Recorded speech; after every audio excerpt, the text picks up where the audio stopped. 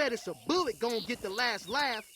Yesterday, the developers of Tekken 8 made a pretty big announcement. They gave us pretty much their entire plan for the rest of Season 1. They're planning on buffing characters like Kazuya, Paul Phoenix, Raven, and then also it seems like they're going to nerf characters like Victor, Lily, Yoshimitsu. I believe there was another, King maybe. They also talked about implementing some really good changes around combos, trying to reduce the damage, nerfing the tracking on throws, also heat bursts being a massive problems in terms of aggression and adding too much pressure into the game.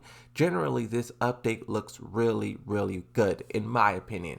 But if you look at Twitter, players are pretty upset about which characters are being buffed. You know, there's this idea that instead of buffing bottom tiers, you should nerf the lower tiers. This is something that happened in Tekken 7 where the developers kind of only buffed, and eventually every character was a god. Every character was broken in one way or another, whether it be Oki, damage, combos, mix-up, plus frame, safeness, punishment.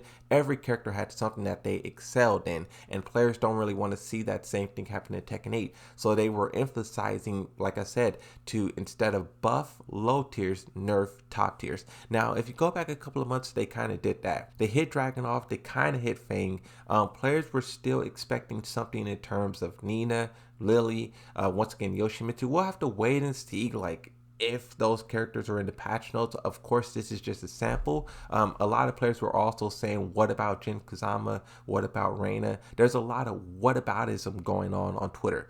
But as I sit back and just watch all of it, I think it's pretty interesting. You know, players push so incredibly hard for their character to be buffed and others to be nerfed. Now, I also do this sometimes, but more so I'm just trolling, I'm just joking, embodying that maniac Tekken player that lives inside all of us. But generally, I don't really care if my character's buffed or nerfed. I play Yoshimitsu, and I have played Yoshimitsu for pretty much the entirety of the time that I was playing Tekken.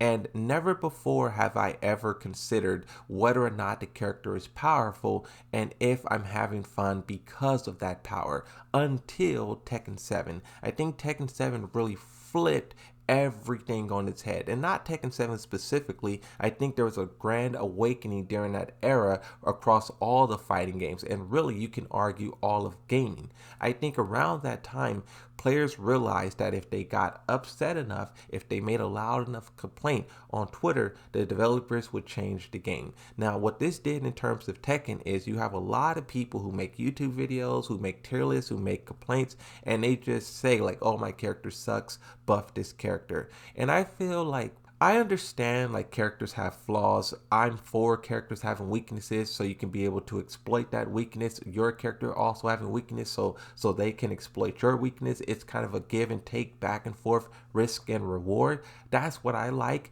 but it seems like players only want their characters to be powerful and all others to be weak. And the question that I always ask is, when you first started to play your character, did you pick that character because they were powerful, or did you pick that character because they were cool, they were interesting, you just liked the style, the gameplay, what they offered? At what point did you find yourself being less so in love with just the gameplay and what the character had to offer, and more so like fighting and battling for your character to be buffed and nerfed? During Tekken 7, I also went down this very toxic path of looking at everything Yoshimitsu did wrong and saying, buff this, buff this, buff that, buff that. And at a certain point, my love for the game and my passion for the character was ceasing to exist. Every day my calls to action wasn't being met. I just went deeper into that rabbit hole of give me what I want. And I feel like at a certain point it's a little too much. Like when you look on Twitter, you see a lot of people saying, why is Kazuya being buffed? Why is Paul Phoenix being buffed? Some people are okay with Raven being buffed, but still the same thing is being said.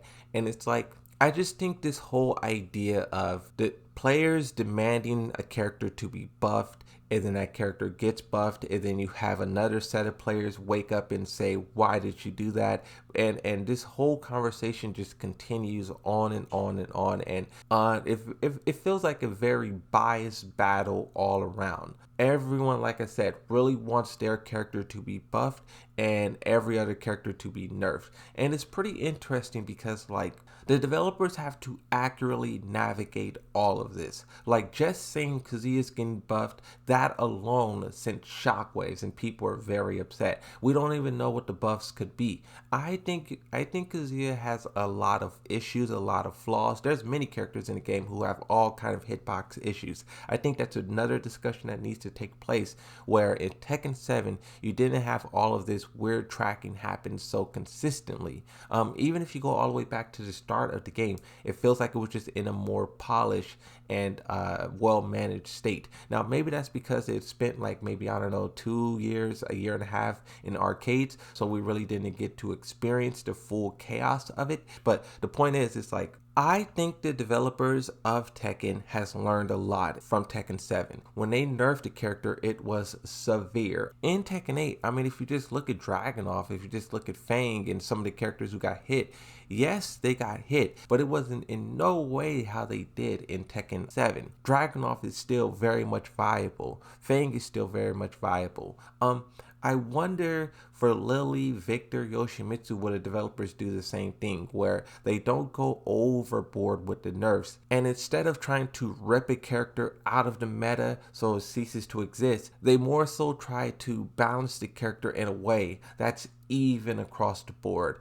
I see comments from time to time where players say, enough with the buffing and nerfing, just make the roster balanced. And in my opinion, with Tekken 8, it seems like they're trying to do that. I feel like in Tekken 8, even though there's like a lot of crazy stuff in the game, I do feel it's pretty even. When you watch tournaments, you see a consistent cast of characters. Every character is tournament viable. Every character is powerful. The fact that the developer said this is going to be the final balance update of the season, and that's not counting, let's say, bug fixes and glitches and stuff like that, but actual balance patch, this is the final one. The fact that they said that, it shows that they are really confident in what they're doing. Like, we see Harada, Michael Murray, Nakatsu, they all go to tournaments and they sit and watch.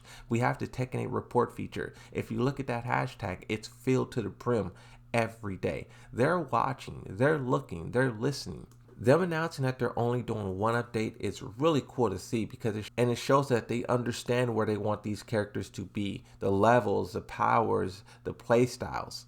I mean, if you think about it, Tekken 8 has been out for almost 6 months now, and we, just as well as the developers, have learned a lot in that time. Once we get our hands on the patch note, I think it comes out in a couple of days, because the actual update is on the 11th. So about maybe 2 or 3 days, we'll get our hands on the actual patch notes. We'll be able to see exactly what they're doing, and we'll see whether or not everyone who's upset on Twitter is justified, or if it's completely overblown. Like I said, I think the developers understand where they went wrong a lot of ways in Tekken 7, because they're doing things so differently, so drastically. So I'm going into this with a positive mindset, because I feel like Tekken 8 will walk a different path, and in a couple of days we'll find out whether or not that's better. I doubt it will be worse.